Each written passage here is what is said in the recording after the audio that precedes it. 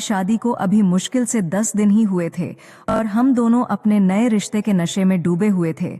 हर दिन साथ बिताना जैसे किसी सपने जैसा लग रहा था। अचानक एक दिन मायके से फोन आया कि घर में एक बड़ा कार्यक्रम है और मुझे आना जरूरी है। ये सुनकर मन में अजीब सी खटास पैदा हुई, क्योंकि अभी हम दोनों ने शादी के खूबसूरत पलों का पूरा आनंद भी नहीं लिया था। मेरे पति भी इस बात से दुखी थे, लेकिन अपने काम की वजह से वह मेरे साथ नहीं जा सके। इस कारण हमें कुछ दिनों के लिए एक दूसरे से दूर रहना पड़ा और यह दूरी मेरे लिए बेहद कठिन थी। अगले दिन मैं मायके के लिए निकल पड़ी, लेकिन रास्ते भर मैं सिर्फ अपने पति के बारे में ही सोचती रही। उनके बिना हर पल खाली सा लगने लगा। मायके पहुंचने के बाद भी मन कहीं और ही था। रात को सोने की कोशिश करती तो बिस्तर पर लेटते ही उनकी यादें मुझे घेर लेतीं और नींद आंखों से कोसों दूर हो जाती। अगली सुबह घर में कार्यक्रम की तैयारियां जोर शोर से चल रही थीं, लेकिन मैं अब भी उन्हें याद कर रही थी। तभी मेरी नजर एक अजनबी शख्स पर पड़ी जो बेहद आकर्षक और आत्मविश्वासी था। उसकी मुस्कान में कुछ ऐसा था जो सीधे दिल पर असर कर गया। वह शख्स मुझे अपने पति जैसा लगा और यह अजीब संयोग मेरे मन को विचलित करने लगा। मैंने अपनी छोटी बहन मोनिका से पूछा, वो लड़का कौन है? मोनिका ने जवाब दिया, वो हमारे स्कूल के टीचर हैं। रमेश सर पापा से मिलने अक्सर आते रहते हैं। रमेश से पहली बार बातचीत के दौरान वह हल्का सा मुस्कुराया और उसकी नजरें मुझ पर टिक गईं। उसकी नजरों का वो आत्मविश्वास मुझे अजीब तो लगा, लेकिन कहीं न कहीं एक अनजान आकर्षण भी महसूस हुआ।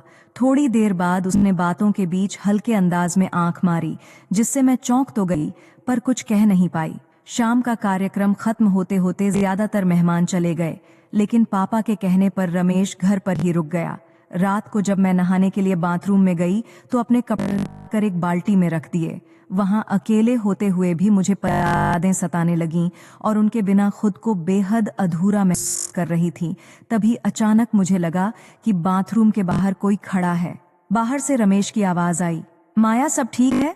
कहीं गिर तो नहीं गई? थोड़ा घबराते हुए मैंने जवाब दिया, नहीं, मैं ठीक हूँ, बस नहा रही हूँ।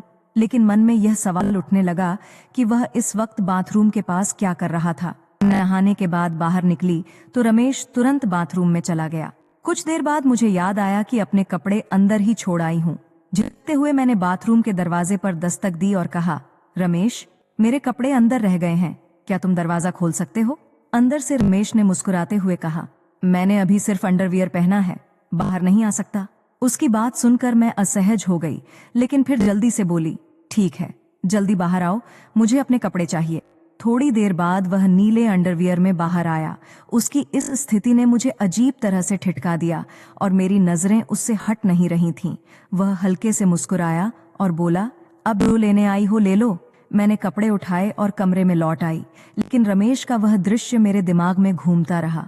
उसकी छवि और मुस्कान ने मुझे अंदर तक बेचैन कर दिया था। मैं खुद को समझाने की कोशिश करती रही, लेकिन यह आसान नहीं था। रात को रमेश ने दरवाजे पर आकर मुझे डिनर के लिए बुलाया। मैं विचारों में इतनी खोई हुई थी कि उसकी आवाज पर भी ध्यान नहीं दे पाई। उसने कमरे में झांक कर देखा और मैं जल्दी से हाथ हटाकर उठ बैठी। उसने मुस्कुराते हुए कहा, बस देख रहे हो या कुछ और भी करना चाहते हो? उसकी बात सुनकर मैं शर्म से लाल हो गई, लेकिन कुछ कह नहीं पाई। जाते जाते वह बोला, रात को दरवाजा खुला रखना, मैं जरूर आऊंगा। उसकी बातों ने मुझे और बेचैन कर दिया। उस रात मैंने अपने पति को फोन किया, लेकिन मन कहीं और भटक रहा था। फोन रखने के बाद जब मैं सोने की कोशिश कर रही थी, तभी अचानक मुझे अपने शरीर पर किसी का स्पर्श महसूस हुआ। चौंक कर उठी तो देखा कि रमेश मेरे सामने खड़ा था। उसकी आंखों में एक संतोष भरी चमक थी। मैं उसे वहीं मिल गया हो जिसका वह इंतजार कर रहा था। उस रात जो कुछ भी हुआ वह मेरे लिए अब